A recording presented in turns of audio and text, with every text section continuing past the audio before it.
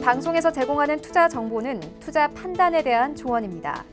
방송에서 제공하는 주식의 가치, 가격 상승 및 가격 하락에 대해서는 방송사에서 보장하지 않습니다. 이 시각 헤드라인 뉴스입니다. 유류세 인하 조치가 이달 말 끝나면서 다음 달부터 휘발유 가격이 1리터에 58원 오르게 됩니다. 기획재정부는 경기 침체 활성화와 서민 생활 안정 등을 이유로 지난해 11월부터 시행해온 유류세 인하 조치를 연장하지 않고 이달만 끝내기로 했다고 밝혔습니다. 이에 따라 휘발유는 리터당 58원, 경유는 41원, LPG 부탄은 14원씩 각각 오르게 됩니다. 한중일 외교장관 회담 참석을 위해 중국을 방문하고 있는 강경화 외교부 장관이 오늘 3국 외교장관들과 리커창 중국 총리를 만났습니다. 강경화 장관과 왕이 중국 외교부장, 고노타로 일본 외무상은 베이징 인민대회당에서 리커창 중국 총리를 예방하고 연내 한중일 정상회의 추진을 비롯한 3국 간 협력 방안에 대해 의견을 나눴습니다. 일본의 경제 보복에 반발해 한국인의 일본 여행이 급격히 감소하자 일본 내에서 우려의 목소리가 커집니다. 마이니치 신문은 보통 손님의 4분의 1 정도가 한국인이었는데 최근 2달 사이 한국인 손님이 80% 정도 감소한 오사카의 한 음식점 사례를 소개한 뒤 방일 한국인은 앞으로 더욱 감소할 것으로 보인다고 보도했습니다. 앞서 일본 정부 관광청은 지난달 방일 한국 관광객 수는 지난해 같은 기간 대비 7.6% 줄어든 56만 1,700명이라고 밝힌 바 있습니다. 미 국방부가 북한 미사일 위협 등에 대비해 추진 중이던 요격 미사일 신형 탄두 개발 사업을 취소했다고 AP통신이 보도했습니다. AP통신은 보잉과의 계약 체결로 12억 달러, 우리 돈 1조 4천여억 원이 투입된 이 사업이 취소된 이유는 신형 탄두의 설계상 문제를 극복하는 등의 너무나도 큰 비용이 소요되기 때문이라고 전달했습니다. 시청자 여러분 안녕하십니까. 오늘장 내일장 일부 문을 열도록 하겠습니다. 서정덕입니다. 오늘도 변동성 장세가 계속 이어지고 있습니다. 오늘은 오후 들어서 힘이 좀 빠져가고 있는 모습인데 전일 미국 증시 같은 경우에는 장단기 금리 역전이 다시 잠시 일어나는 해프닝이 있었습니다. 그럼에도 불구하고 상승 마감하며 견조한 흐름인데 일단 소비주표가 잘 나왔습니다. 미국 쪽은 아직까지 시장이 좀 견조하다라는 분석이 나왔고요. 이 부분이 경기 둔화 부분을 누르면서 결국엔 상승 마감을 했고요. 경기 둔화의 우려가 그동안 좀 과했던 것이 아니냐라는 부분의 힘이 조금 더 쏠리고 있다라는 분석들이 나왔습니다. 우리 시장, 양시장 모두 반등에 나서는 모습이었는데 지금은 모두 하락 반전을 했고요. 수급이 좀 문제입니다. 개인만 양시장 사고 기관 외국인 팝니다. 잠시나마 좀 사주면서 올리던 외국인이 지금도 매도하고 있고요. 기관 매도도 이어지면서 시장이 오르질 못하고 있습니다. 거래소 조금은 시총 상위주도 네이버 제외하면 대다수가 소폭씩 빠져내려가고 있고요. 코스닥 같은 경우에는 며칠 눌렸던 5G 종목들이 잘 갑니다. 그리고 반도체 소재 업종 오늘도 상승하고요. 일부 호재성 재료로 급등락을 반복하고 있는 종목들이 보이는데 코오롱생명과학이나 태고사이언스 등의 개별 종목 이슈가 발생한 제약바이오 종목들은 오늘 정말 큰 폭의 상승이 또 나와주고 있는 상황입니다. 우리 시장은 여전히 강하지 못한 상황이고요. 변동성을 가득 머금은 모습입니다. 그렇다면 이 시점에서 봐야 될 부분들 잭슨홀 미팅 알고 계실 거고요. 의사록도 있고 여러 가지를 봐야 될 것 같은데 어떤 부분을 중점적으로 보면서 대응 방향성 크게 잡아가야 할지 일부에서 만나보시길 바랍니다. 코스피부터 확인해 보도록 하죠. 지수가 1957포인트대까지 밀려 내려왔습니다. 낙폭이 조금 더 커졌는데 하루간의 흐름 정리해 보도록 하죠. 자, 보시다시피 코스피 같은 경우에는 장 초반보다 많이 밀려 내려온 모습입니다. 장중에 1952포인트대까지도 밀렸는데 지금 이렇다 할 반등 국면으로 접어들진 못하고 있는 상황입니다. 그렇다면 수급 주책에 문제가 생겼나 좀 확인을 해보겠습니다. 수급도 사주던 외국인이 좀 파는데 매도 물량이 좀 잦아들긴 했지만 281억 원 여전히 나와 있고요. 기관은 금융투자 쪽에서 주로 1,400억 원대를 지금 팝니다. 1,152억 원 잡히는데 전부 다 금융투자 쪽에서 판다고 보시면 되고 투신과 연기금은 오히려 삽니다. 개인은 1,360억 원 오늘 대량 매수에 좀 나서주고 있는 상황입니다. 다음 살펴볼까요? 삼성전자, SK하이닉스, 현대차 빠집니다. 그리고 네이버 올라갔는데 네이버는 오늘 15만 원 부근에서 또다시 공방을 벌이고 있는 모습입니다. 6위부터 12종목들 살펴봅니다. 현대모비스, LG화학, 셀트리온까지 모두 빠지고요. 금융주들이 소폭씩 반등에 나서는 모습, 통신주는 보합, 강보합권 오가는 모습이 포착이 됩니다. 통신주보다는 통신 3사 관련 종목들, 또 5G 관련 종목들이 오늘은 잘 간다라고 보시면 될 것 같습니다. 다음 살펴볼까요? 삼성바이오로직스, 포스코, LG생건, 기아차, 삼성물산까지 전체적으로 낙폭은 크진 않은데 모두 파란불 보여주고 있는 상황입니다. 이번엔 코스닥 시장 넘어가 봅니다.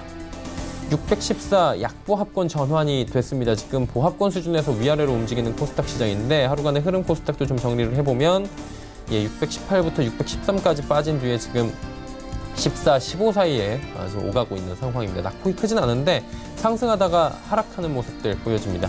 이렇게 장중 조정이 최근에 많이 일어나고 있고요. 좀 불안한 장세들이 나타나다 보니까 이렇게 지수가 오르다 빠지면 개인들 같은 경우에는 겁을 먹을 수밖에 없는 대응하기가 쉽지 않은 장세입니다. 오늘도 똑같이 일어나고 있는데 수급 주체 만나보시면 개인만 그래도 삽니다. 1,357억 원대까지 지금 늘어났는데 지금 조금씩 개인의 매수 물량이 줄어들고 있는 모습이고요. 기관, 외국인 동반 매도하는데 기관은 전 주체가 지금 매도 포지션입니다. 다음 살펴보도록 하죠. 셀트리온 헬스케어 빠집니다. 하지만 CJENM, 헬릭스미스, 펄어비스, KMW 올라갑니다. KMW가 다시 시총 5위로 올라온 건 오늘 급등에 힘입었기 때문입니다. 장중에 6만 원 부근까지 올라왔습니다. 지금도 3.89% 지수 대비 잘 달립니다. 6위부터 10위 종목 가보도록 하죠. 메디톡스 어제 큰 폭의 상승이 있었는데 하락하고 휴젤 2거래일 연속으로 빠집니다. SK머티리얼즈, 스튜디오 드래곤 모두 빠지는 가운데 파라다이스만 반등에 성공합니다. 다음 살펴보도록 하죠. 11위부터 15위입니다. SFA, HLB, 소울브레인, 원익, IPS 빠지는 가운데 에코프로, BM, 지금 2차 전지 관련 종목들 오늘 시장에서 잘 달린다라고 보시면 될 것 같습니다. 원달러 환율 짚어보도록 하죠. 1206원 30전입니다. 어제 빠진 만큼은 아니지만 3원 80전 비교적 강하게 지금 달러가 올라와 주고 있는 상황입니다.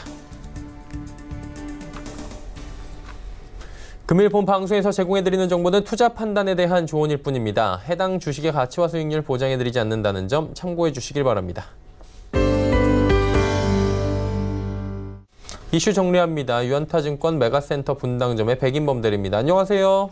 네, 안녕하십니까. 오늘도 보합권 수준에서 위아래로 좀 움직이고 있는 상황인데 어떤 이슈에 지금 시장 변동성 나오는지 먼저 들어볼까요?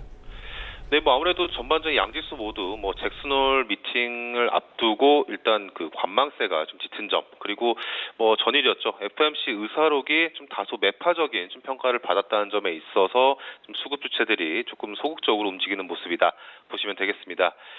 일단 그 와중에서 오늘 시장 특징적으로 봤을 때는 물론 오전 대비 오후 시장에서는 좀 소폭 다시 또 밀리고 있긴 하지만 정부 정책에 따른 수혜주 관련 이슈가 오늘 시장에서도 좀 눈에 띄는 모습이었다 보시면 될 것 같은데요. 우선 전일 정부는 데이터, 인공지능, 시스템 반도체, 바이오헬스 등 이 신성장 사업에 4조 7천억 원을 투자하기로 했다라고 밝힌 뉴스 많이 보셨을 겁니다. 일단 정부 정책에 따른 기대감, 단기 이슈 및 기대감만 있고 그간 실체가 좀 없는 경우도 좀 많았었지만 그래도 주목받는 요인은 당연스레 좀 시장의 상승 요인으로도 작용하는 점에 있어서는 계속 관심 기울이셔야 되는 이슈다라고 판단을 하고 있습니다. 특히 이 정부의 이 신성장 사업 부분에서 그래도 주식시장과 실질적인 연관을 지어볼 수 있는 부분을 저는 시스템 반도체와 바이오 헬스 부분에 대한 관심을 조금 더 유심히 보셨으면 좋겠는데요.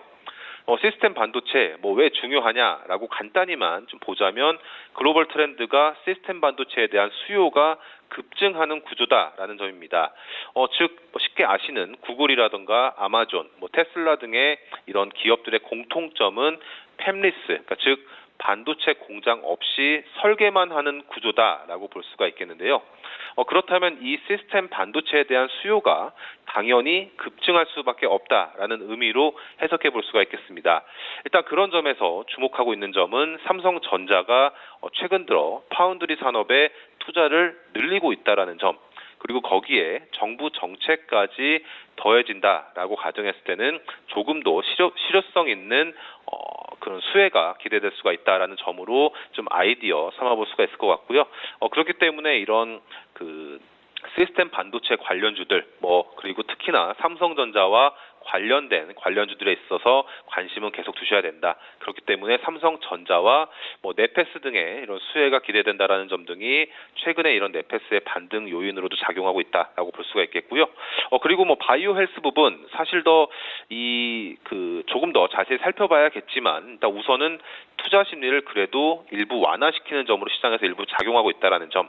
워낙 주가 급락이 좀 크긴 했지만 최근 반등세를 드러내고 있는 일부 시총상위 제약바이오 업종 내 종목들, 예를 들어 신라젠이라든가 헬릭스미스 등에 대한 이런 매수세 유입에도 이러한 정부 정책 요인 등이 심리적인 요인으로 좀 작용하고 있다라는 점 등도 참고해 보시면 좋겠다 말씀드리겠습니다. 자, 이 부분 외에도 저희가 시장에서 주목할 만한 부분이 있습니까? 네, 일단 핀테크 관련주들 계속 좀 관심 기울여 보셨으면 좋겠다 말씀드리겠습니다.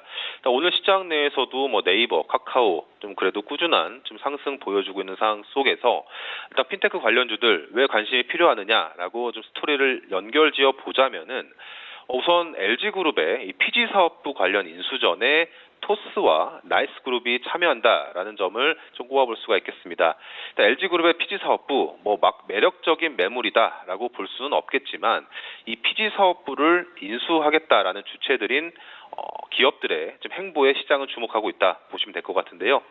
토스라는 회사 잘 아실 겁니다. 이 토스라는 회사가 이 PG 사업부에 관심을 갖는 이유는 즉 오프라인 결제 시장 확대를 준비한다던가 수수료 절감 그리고 결국에는 종합 지급 결제업으로의 확대를 좀 준비하고 있다라는 점을 주목해 보시면 좋을 것 같은데요. 즉 이 종합지급 결제업이다라는 것은 쉽게는 한 번에 로그인으로 모든 은행의 이런 자기 계좌에서 결제라든가 송금 처리를 해주는 말 그대로 종합지급 결제업이다라고 볼 수가 있겠습니다. 일단 이 기존의 간편 결제와는 다른 점은 이용 한도가 없다라는 점이 특징적이다. 그렇다면 모든 은행에 이런 계좌에서 한 번에 로그인으로 할 수 있다라는 것은 그만큼 확장성이 크다라는 점에서 핀테크 관련주들에 있어서의 이런 신성장 스토리에 대한 기대감을 좀 가져볼 수가 있겠다 보시면 되겠습니다. 그렇기 때문에 이 PG 사업부 인수권이 왜 중요하냐 봤을 때는 이 종합지급 결제업에서 유리한 고지를 차지하려면 뭐 관리 가맹점이 많은 PG사라던가 대형 페이 업체들이 유리할 수밖에 없다라는 점을 포인트로 삼아볼 수가 있겠고요. 그렇기 때문에 이런 결제 부분에 이런 정책 변화 등과 이 트렌드 변화에 더불어서 이런 대응을 준비하는 업체들에 있어서는 계속 관심을 기울이시는 게 맞다라고 생각하시면 되겠습니다. 그렇다면 뭐 상장 주식 내에서는 대표적인 페이 업체로 꼽히는 뭐 네이버페이라든가 카카오페이 등으로 대표되는 이 두 종목, 네이버, 카카오 이 두 종목은 특별한 관심이 필요하다라는 점 그리고 이미 많은 가맹점을 모듈 하면서 인프라를 구축한 NHN 한국사이버결제 등에 대해서는 계속적인 관심이 필요하다라는 점에서 이들 핀테크 관련주들 계속 관심 기울여볼 만한 이슈다라고 정리해볼 수가 있겠습니다. 네, 시장 전략은 그렇다면 어떻게 꾸려가는 게 좋을까요? 네, 일단 현재 시장 상황 속에서 전일 또 뉴스 상황 속에서 좀 힌트 아이디어를 좀 얻어보시면 좋을 것 같은데요. 일단 전일 국민연금이 국내 주식 위탁 운용사 4곳을 선정하겠다라고 공고를 했습니다. 일단 기금운용본부 오늘 30일까지 접수 후에 다음 달 말일 최종 선정 결과 발표하겠다라고 발표를 했는데 일단 여기서 주목되고 있는 점은 배당주형과 그리고 액티브 퀀트형 부분에서 각각 2곳씩 총 4곳을 선정한다라는 점인데요. 그러니까 어디가 선정되느냐라는 문제보다는 국민연금의 이런 투자 방향성을 알 수가 있다. 그렇다면 결국엔 배당주와 이런 패시브 부분만 집행하겠다라는 의미로 해석해 볼 수가 있겠습니다. 그렇다면 당연스레 배당주 관련한 투자에 있어서 국민연금의 이런 수급적 요인을 기대해 볼 수 있다라는 이런 간단한 논리로 좀 해석을 해볼 수가 있겠고요. 그렇기 때문에 단기간에 이런 시장 전략이라기보다는 최소한 이 올해 하반기 투자 전략 중 하나가 배당주가 될 수밖에 없다라는 논리로도 작용할 수가 있을 것 같습니다. 그렇기 때문에 연말까지는 최소한 고배당주 관련 주가 강세가 계속적으로 전망될 수 있다라는 점으로 좀 이어볼 수가 있을 것 같고요. 일단 배당 관련주들에 대한 관심 기울여 보시면서 그 안에서 K체인지, 두산, 포스코, 강원랜드 등 이런 대표적인 배당 관련주들에 있어서 관심권 두시면서 시장 대응에 참고해 보시면 좋겠다 말씀드리겠습니다. 네, 전략들까지 함께 들어봤습니다. 오늘 말씀 잘 들었습니다. 네, 감사합니다. 유한타증권 메가센터 분당점의 백인범 대리였고요. 이슈 칼럼 이어갑니다.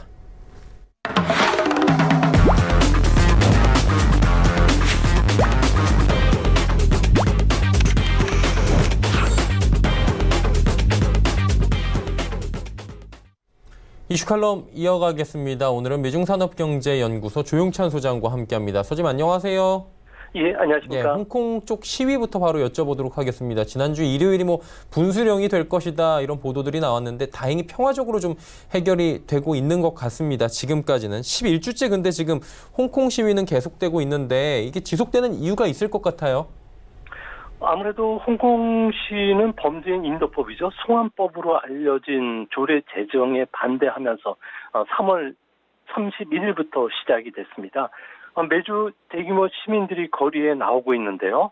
6월 16일 날 홍콩 정부가 송환법 추진을 무기 연기했지만 아무래도 잇따른 그 젊은이들의 투신 자살, 여기에 그 삼협회라고 하는 조직의 시위대 폭행으로 인해서 홍콩 내 여론이 자유나 민주주의를 요구하는 분위기로 바뀌었고요. 급기야는 홍콩 제야단체 그리고 야당이 5대 요구사항을 수용될 때까지 시위를 계속 이어가겠다고 밝힌 사항입니다.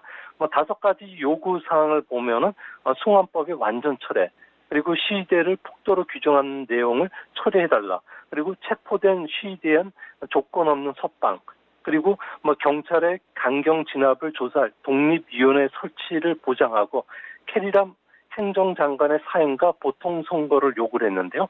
이 모든 것을 중국 정부가 들어줄 수도 없는 상황이고 홍콩 특별 행정부가 중국의 의견을 무시하고 독단적으로 합의할 수 있는 상황이 아닙니다. 중국은 시위 활동은 미국의 작품이다. 또 중국 정부의 권위에 대한 도전으로 보고 있고요. 폭도나 테러 행위라는 주홍글씨까지 새겨 넣은 만큼 앞으로 시위대의 요구를 들어줄 수 없다는 점에서는 당분간 정치적 혼란은 계속 진행이 될 것으로 보입니다. 당장 금방 끝날 것 같지는 않다라는 말씀이신 것 같은데요. 5년 전에 우산혁명 떠올리시는 분들이 굉장히 많은 것 같습니다. 그런데 이번에는 검은 대행진을 벌이고 있고요. 시위대가 또 반대되는 흰옷, 백색 테러단도 등장했다고 하던데 이름이 좀 무섭습니다. 어떤 내용입니까? 네, 6월 9일 그 집회 때까지 시위대는 흰옷을 입었습니다. 송환법에 반대하다가 쇼핑몰 퍼시픽 플레이스에서 투신한 30대 남성 량모 씨를 기리기 위해서 6월 16일부터 검은 옷을 입기 시작했는데요. 이후부터는 홍콩인들의 저항의 상징이 돼버린 것입니다. 반대로 흰색은 정치인들의 사주를 받아 시위대 물리력을 사용해서 공격하는 백색 테러단의 상징이 돼버렸는데요. 7월 21일 날이었죠. 홍콩의 정치인 그 사주를 받은 흰색 티셔츠를 입고 나타난 써네온이라든지 포틴K 같은 그 삼협회가 글로벌 아웃소싱을 통해서 모은 폭력배를 동원해서 쇠파이프를 가지고 폭격하는 그 백색 테러가 일어났던 겁니다. 이 사건을 계기로 홍콩 시위가 더 격화됐고요. 또 민주화 운동으로 시위 형태가 완전히 180도로 지금 바뀐 상황입니다. 이게 시위가 열린 게 촉발 부분이 있었잖아요. 이게 그 도화선이 남녀 간의 살인 사건으로 시작된 거라고 하는데 맞습니까? 네, 맞습니다. 이번 송환법 사건의 발단은 지난 2월 달 대만에서 일어난 살인 사건에서 시작되는데요. 홍콩의 남녀가 대만에 갔다가 남자친구와 여자친구를 살해하고 홍콩으로 도주한 게 있었습니다. 홍콩과 대만은 범죄인 인도 조약이 없기 때문에 대만에서 신병을 인도해달라고 했지만 불가능했던 겁니다. 그래서 홍콩에서는 범죄인 인도 조약과 관련된 법안이 제기가 됐고요. 이 법안 통과를 위해서 의회가 소집이 되면서 추진을 했던 겁니다. 근데 문제는 이 법안이 비단 홍콩인뿐만 아니라 본토에서 온 도피범들, 정치범들도 많고요. 또 홍콩에 있는 대만인, 외국인, 관광객까지도 범죄인 송환 조약을 맺지 않고 있는 중국 본토나 마카오로도 인도할 수 있다는 내용이 포함이 되면서 홍콩인들이 민주화를 요구하는 시위를 촉발시켰던 겁니다. 그렇다면 뭐 홍콩의 민주운동가들 있고요. 중국 본토와 사이가 좋지 않은 사업가들도 대상이 될 수 있다. 이 부분이 좀 문제가 되는 거 아닙니까? 네, 송환법 명분은 시민의 안전을 위협하는 범죄자가 계속해서 홍콩에서 은신하는 것을 막기 위해서인데요. 대상도 금고 2년 이상의 그 부과받은 중범죄자가 되고요. 집회와 표현의 자유와 관련된 범죄자는 인도 대상이 되진 않습니다. 하지만 홍콩인들이 민감하게 반응한 것은 2015년도에 홍콩에서 정치적 서적을 출판했다는 이유 하나로 출판사 대표가 아무런 설명 없이 구속도 영장도 필요 없이 본토로 바로 끌려가서 구금 생활을 했던 것이 문제가 됐던 것으로 보여지는데요. 1997년 홍콩이 중국에 반환될 때 2047년까지 일국 양제에 따라서 민주적인 생활 양식, 그러니까 자유를 만끽할 수 있고요. 사법 독립이 보장되어 있음에도 송환법이 이제 통과되면은 언제 홍콩인들도 중국에 끌려갈 수 있고요.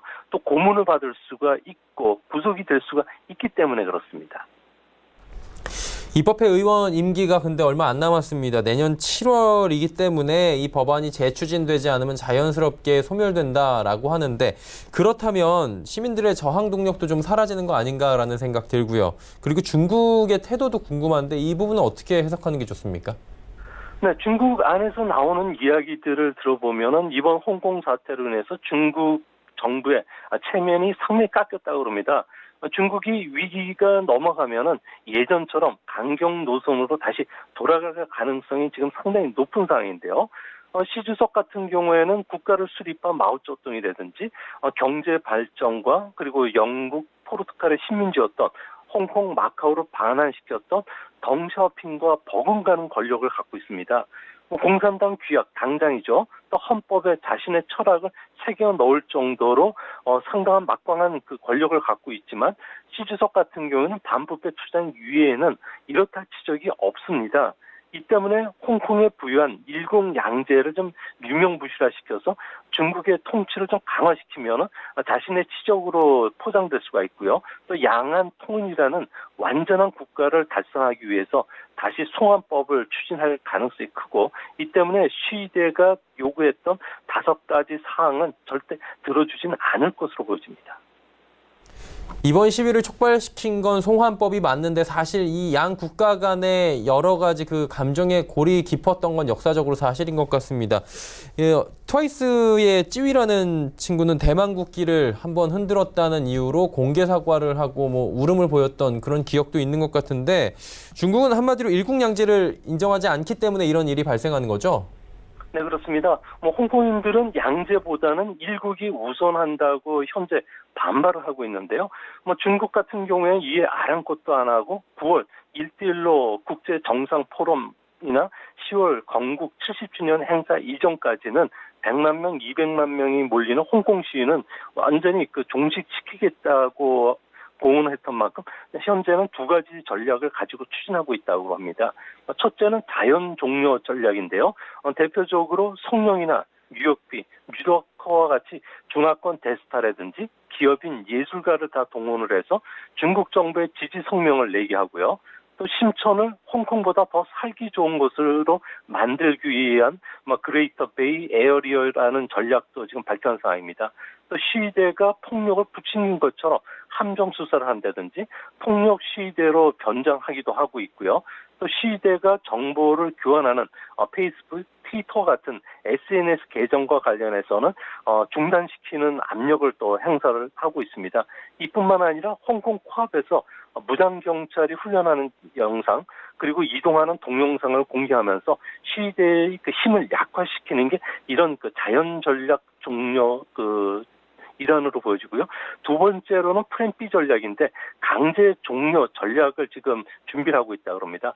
홍콩 사태가 통제 불능한 상태에 빠지게 된다면은 홍콩 정부가 치안 유지를 위해서 중국에 요청을 할 거고요. 이렇게 되면 무장 경찰을 12,000명을 즉각적으로 홍콩에 투입해서 신속하게 시위를 진압하고 계엄령과 비상사태를 선언해서 치안을 회복시키겠다는 계획까지 갖고 있다고 합니다.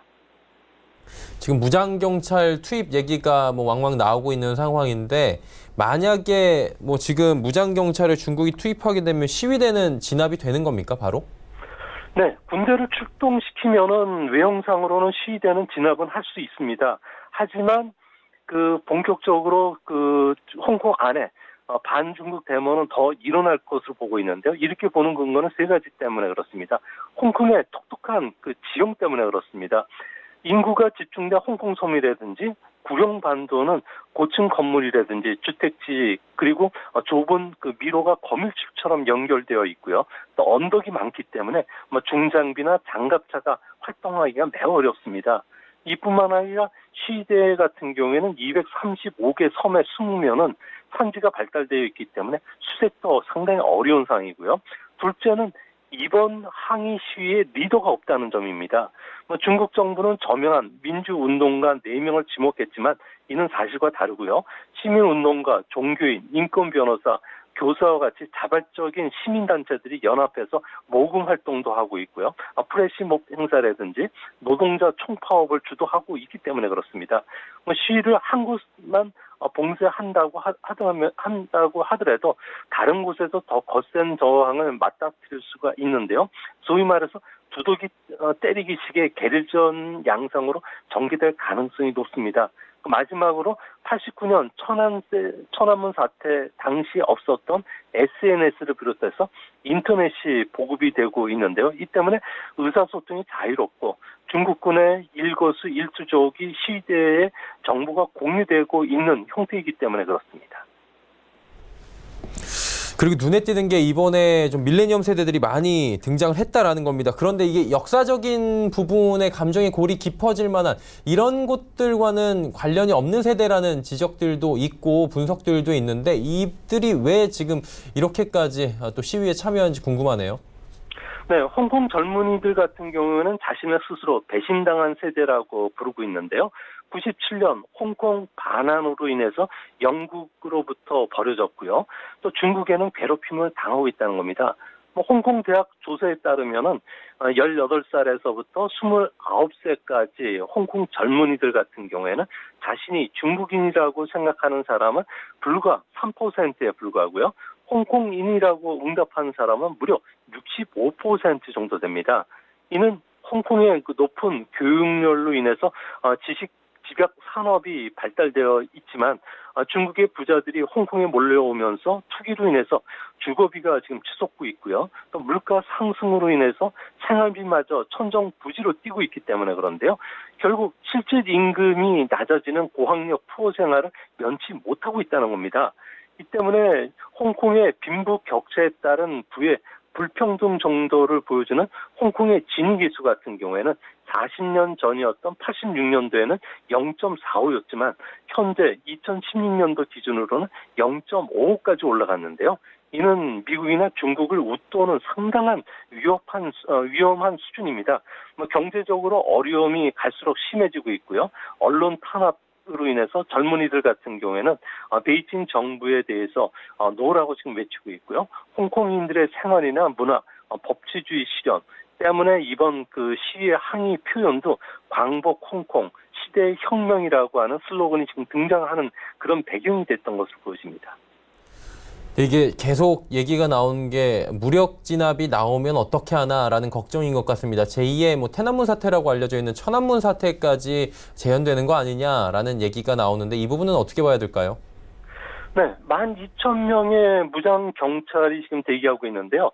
시지석 같은 경우에는 작년 7월 이후에 늘 항상 그 차선책을 선택해 왔기 때문에 잘못된 판단을 내렸을 경우에는 제2의 천안문 사태가 재현이 될 수가 있습니다.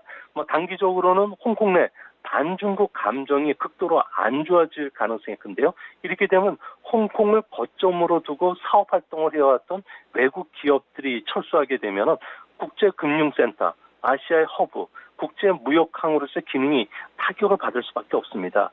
또 중장기적으로 보면요. G2 국가인 중국이 국제 규칙이나 인권을 존중하지 않는다면은 글로벌 지도력이 상실되게 되겠고요. 중국이 그동안에 야심차게 진행시켜왔던 팍스 시네카죠. 중국이 주도하는 세계 평화나 1대1로 우주 강국 계획도 치명상을 입게 됩니다. 이뿐만 아니라 일국양제가 실패했음을 스스로 자인한 곳이 되기 때문에 대만에 대한 통일 전선 전술도 실패로 돌아갈 수가 있겠고요. 이외에도 미국이 홍콩에 대해서 독립 관세 대우를 앞으로 철폐한다면은 홍콩과 중국 증시가 동시에 패닉에 빠져들고요. 또 중국의 공장이라고 할 수 있는 광둥성 같은 경우에는 경제적으로 타격을 받게 되면서 그야말로 차이나 쇼크가 일어날 수 있는 상황입니다. 이뿐만 아니라 국제적으로 보더라도 중국이 준비해 놓은 상태인 그 동북아의 국제 질서도 한순간에 신냉전 체제로 빨려 들어가는 트리거가 될 수가 있기 때문에 중국 정부는 참 이러지도 저러지도 못하는 상황에 지금 빠진 것이 아닌가 보여집니다. 무장경찰 얘기가 계속 나오잖아요. 어떤 조직인지 좀 궁금하고요. 이 부분이 이제 홍콩에 진입을 하게 될 것이냐 대기하고 있는 병력들이 이 부분이 얘기 나오는데 이 부분에 대한 예측은 없습니까? 네, 천안문 광장에 보면은 올리브 그린색 군복을 입고 경비를 서는 사람을 자주 보셨을 텐데요. 이 사람들이 바로 무장경찰입니다. 보통 위구르라든지 티벳 같은 소수 민족 거주 지역에 많이 배치가 되고 있는데요. 무장경찰은 중국의 경찰과 군대 그 사이에 있는 준군사 조직입니다. 병력은 66만 명 정도가 되고 있고요. 주요 임무는 국내 치안, 해상 경비, 전시 상황에서는 인민해방군을 지원하는 목적을 갖고 있습니다. 장비는 경찰이 갖고 있는 체류탄, 고무탄 외에도 자동소총이라든지 화염 방사기, 박격 장갑처럼 무장되고 있고요. 무인 항공기까지도 운영하고 있습니다. 이들 같은 경우는 현재 12,000명이 선전에 직결되고 있는데요. 선전만 대교 4.4km를 건너면 바로 홍콩입니다. 시속 60km로 달린다면 5분 거리인데요. 만약 이들이 세계가 허용하지 않는 진압에 나선다면 아무래도 중국 정부에 대한 국제사회 비난이 커지기 때문에 제재나 고립으로 인해서 중국 경제가 상당히 타격을 받지 않을까 생각이 듭니다. 지금 생각보다 길어지고 있다라는 분석들인데 더 장기화될 수도 있잖아요. 이 부분이 세계 경제에 미칠 영향들도 있을 것 같습니다. 어떻습니까? 네, 홍콩의 그 상품 수출액을 기준으로 보면 세계 7위입니다. 서비스 무역 수출은 세계 15위고요. 외환시장 규모는 아시아 2위, 그리고 주식시장의 시가총액은 아시아 3위입니다. 런던, 뉴욕에 이어서 세계 금융 센터로서의 지위를 갖고 있는데요. 이 때문에 중국 국적의 기업들 같은 경우는 더 이상 홍콩에서 자본 조달을 할 수가 없는 상황이고요. 또 중국의 정치인이나 또 붉은 자본가들 같은 경우에는 홍콩을 통한 부동산 투자나 비트코인, 핀테크 창구로서 이용을 했는데 더 이상 이용을 할 수가 없기 때문에 관련 상품들 가격이 폭락할 가능성도 있어 보입니다. 이뿐만 아니라 국제금융센터나 아시아 비즈니스 허브 역할을 해왔던 홍콩의 그 위상 때문에 국제 투자 자금들 같은 경우는 1조 달러가 넘는 자금을 이 지역에서 운용을 해왔는데요. 이 자금들이 중국에 흘러가지 않는다든지 우리나라의 단기 외채도 이쪽에서 많이 유입이 되는데 이게 만약에 차질을 빚어진다면 아시아 시장의 혼란이 불가피하지 않을까 보입니다. 최근 들어서 시위 문제로 인해서 부동산 가격이 홍콩에서 폭락하고 있고요. 주택 거래 건수도 감소하고 있고 또 시위로 인해서 항상 지수도 지금 계속 하락하고 있는 상태이기 때문에 앞으로 2분기의 홍콩의 GDP 성장률은 전분기 대비 마이너스 0.4%였지만 3분기는 이보다 더 하락할 가능성이 크다는 점에서 홍콩 경제의 앞날도 상당히 좀 어두운 상황으로 나타날 것으로 보입니다. 네, 홍콩 사태의 장기화가 글로벌 시장과 아시아 시장에 미칠 영향까지 들어봤습니다. 오늘 말씀 잘 들었습니다. 네, 감사합니다. 미중산업경제연구소 조용찬 소장이었습니다.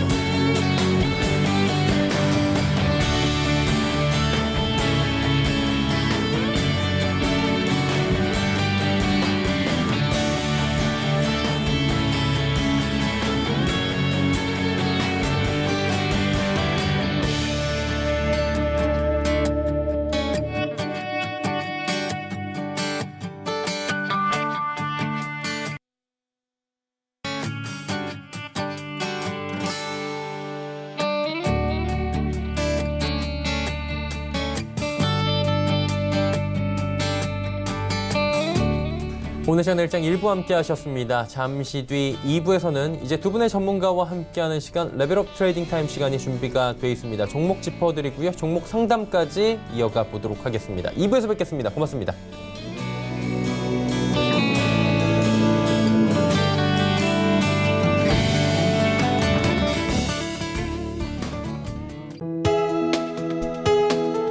본 방송에서 제공하는 투자 정보는 투자 판단에 대한 조언입니다. 방송에서 제공하는 주식의 가치, 가격 상승 및 가격 하락에 대해서는 방송사에서 보장하지 않습니다.